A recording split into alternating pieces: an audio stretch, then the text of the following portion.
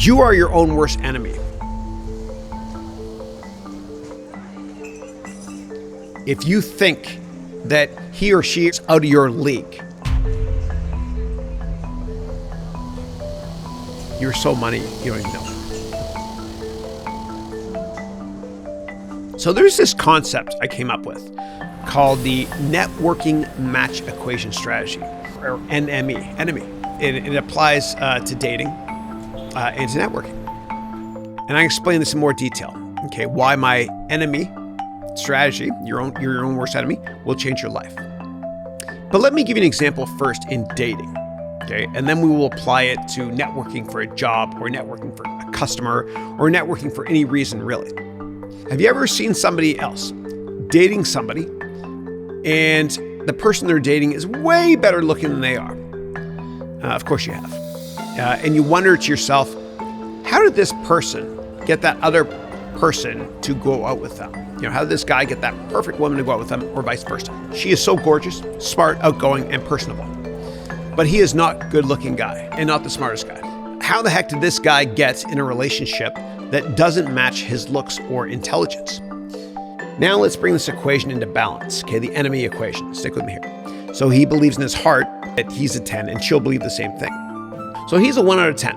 Okay, we need 9 things to get him up to a 10 out of 10. Okay, to make this equation balanced. And this has a lot to do with networking as well. Okay, so he's a 1 out of 10. He thinks he is at first, but he's outgoing. Okay, that's another point. Okay, good. So now he's 2 out of 10. He's personable. That's another one. Now he's 3 out of 10. Okay, he deals well with rejection or failure. We're at 4 now. He's a risk taker. That's a 5. He thinks long-term, knowing that the pain of not spending the rest of his life with her is way higher than the pain of him getting rejected by her. Okay, now we're at a 6. He asks. That's a big one. He asks. You never get what you want in life. You'll never get a raise, promotion, a date, or anything without asking. Okay, we're at 7. He thinks more with his heart and less with his head. He's passionate. We're at 8 now. He is incredibly unique, interesting, and impressive in his own ways. We're at 10. The equation is now in balance. Wait a minute. He has more positive qualities. But why do we care? I mean, the equation is in balance. He's a 10, she's a 10. Well, that's the problem. We need 5 more, so she thinks that he is way out of her league. Oh yeah, we forgot that he is passionate about everything in life, including his job, because he doesn't have a job, he has a passion. He's now a 15. He's passionate about everything in his life, and she's a 10. So in his mind, he is 50% out of her league.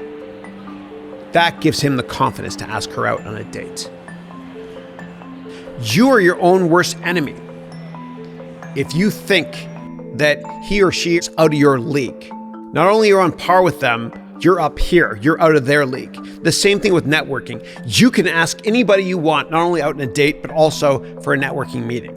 Why is analyzing love and dating relevant? Well, networking and dating is identical. So if you've ever asked somebody out on a date, you were kind of networking.